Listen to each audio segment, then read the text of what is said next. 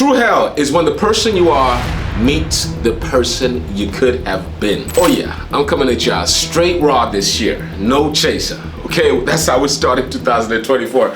By the way, Happy New Year to you.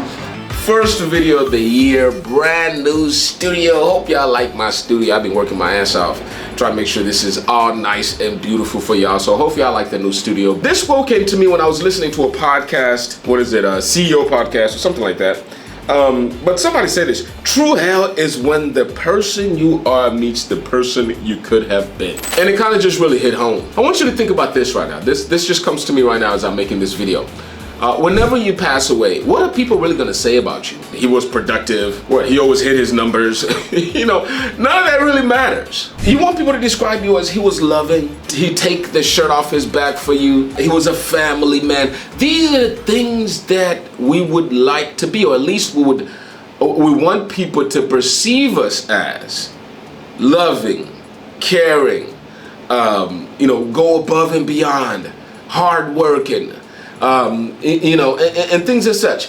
I think that, and I'm gonna go full circle, especially with the title of this video. You guys gonna understand exactly what I'm coming from. But our pursuit of the almighty dollar, we have placed everything else behind other than the pursuit of money. And I think that if there's, everybody's making video of the 10 things that's gonna make you effective in 2024, if there's 5 things to do one thing, I say if there is one thing that you can do is to clean out your contact list. And again, this epiphany came to me. Let me let you know how this came about. I was traveling to DC for New Year's to visit a friend. I was supposed to be getting on a flight at 5 o'clock in the morning, and on the 30th, because I was on the 30th.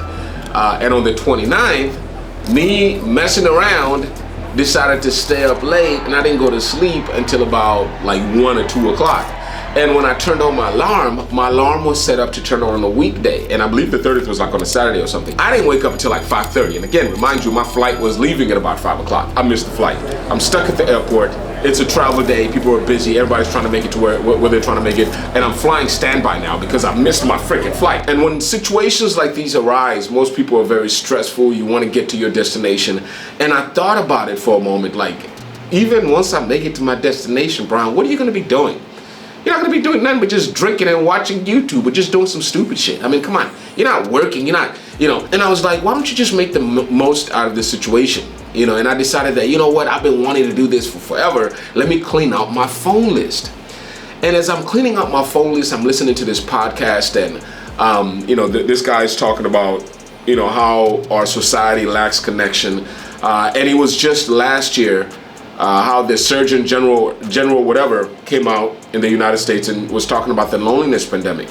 And how half of Americans report experiencing loneliness. That's huge. That's fucking huge. Okay, and I can honestly say that, especially when I moved to Dallas, when I went over there with this mindset of just focusing on work, and I had a sense of feeling lonely for the first time in my life, because I'm in a whole new city. I don't really know much anybody there, and all I wanted to do was work. So even the moments where I had a break to maybe go and you know, what I would do in a place where I knew people, I would go hang out with a friend or pull up to somebody's house, watch the game or something. That option wasn't there. It was work. And I intentionally did this to myself. I didn't even give myself the opportunity to go network and make new friends. You know, so I felt this sense of loneliness. And when mission accomplished, everything that went to Dallas was great. When I moved back home, and I told myself that this year, one of the things that I'm not gonna do, of course I'm gonna continue my pursuit of my business, and, you know, which is all my purpose, but I cannot ignore connections. I cannot ignore friends. I cannot ignore family.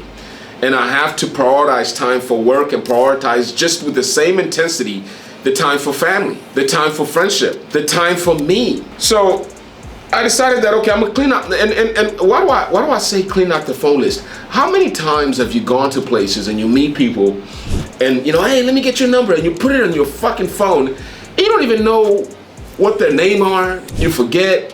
And I noticed, you know, I'm sitting there at the airport right now and I'm trying to clear my phone list, and I've got like freaking 3,000 contacts, and I'm like, how the hell do I have all these contacts? Like, this is impossible. This one, if I put your number on my phone, I literally can never find it. And I started noticing that, you know, and people don't even notice, iPhone pulls contacts from your emails, and I've got like 4 emails that I manage, so I got all these contacts that have been, and I had to get in there. Literally, it's a setting that you can tell it don't pull contacts from my email and all this and that. So I had to go in there and delete all those contacts, and then I had to manually go in there, and it was just so eye-opening. I had to manually delete. I was in the airport for like 8 hours, guys. Okay, I had more than enough time. Trust me. Okay, so I cleaned my phone list, and I had a rule. If I didn't talk to you for more than a year, I deleted your phone number. I clean my phone list the same similar way that you would clean your closet. You know, when you got these clothes that you see that, okay, this is just taking up real estate. I am getting this connection with my personal contact list. Because as a businessman, I have a CRM. You know, we also have social media friends.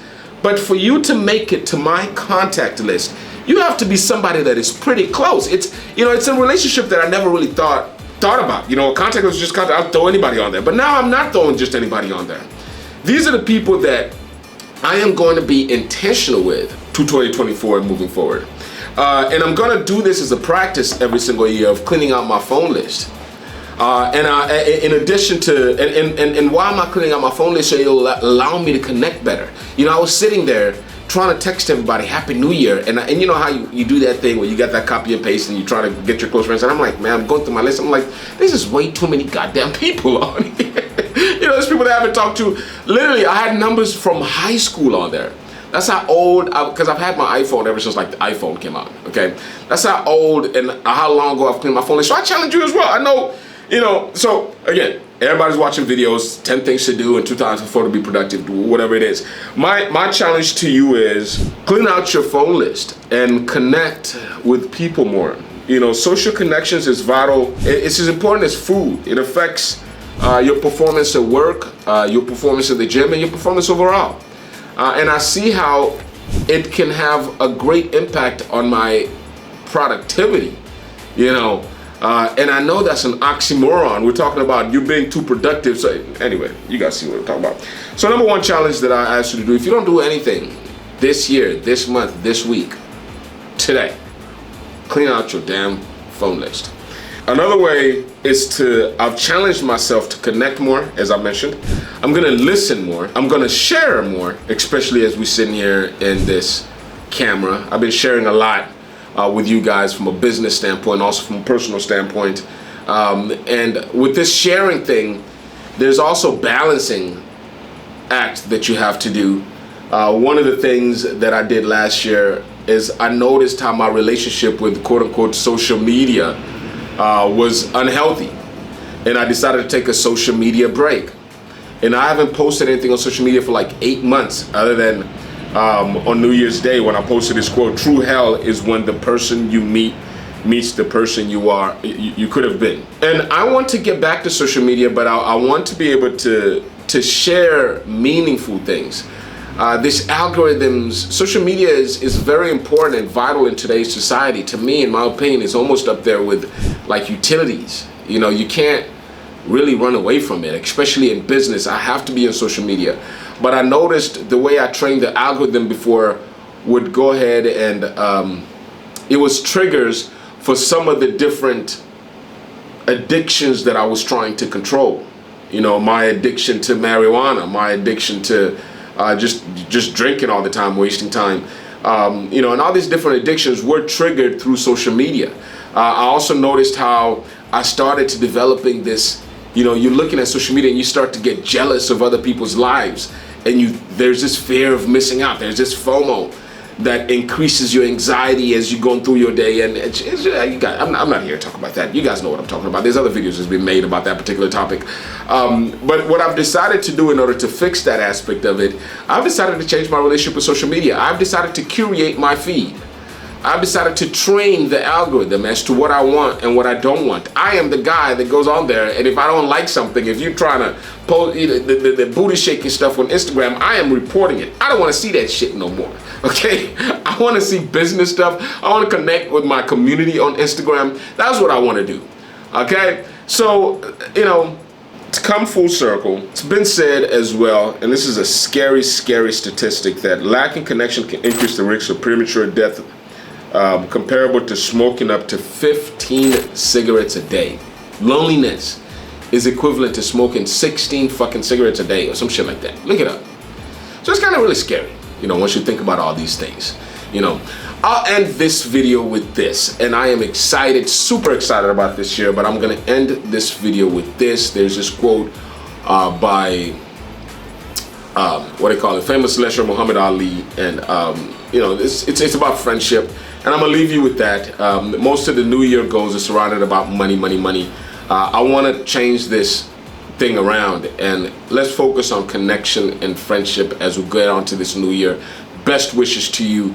Way more content that you're gonna see from me this month. I'm about to go crazy on this YouTube thing, social media thing. You guys I'm about to really share, okay? I'm about to connect more, listen more, share more, and serve more. That is my commitment to you. Happy 2024, best of wishes. Let's go. Broker Solutions Academy, the sponsor of this video. Links in the description if you wanna connect together. I'll see you tomorrow and every single day this month. I promise you guys a video. Let's do it.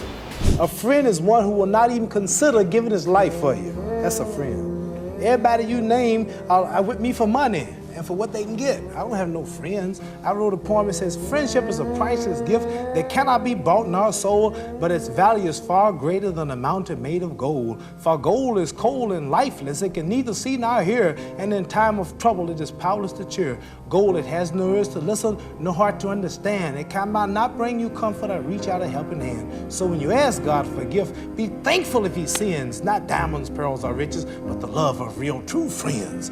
See, friends are very rare.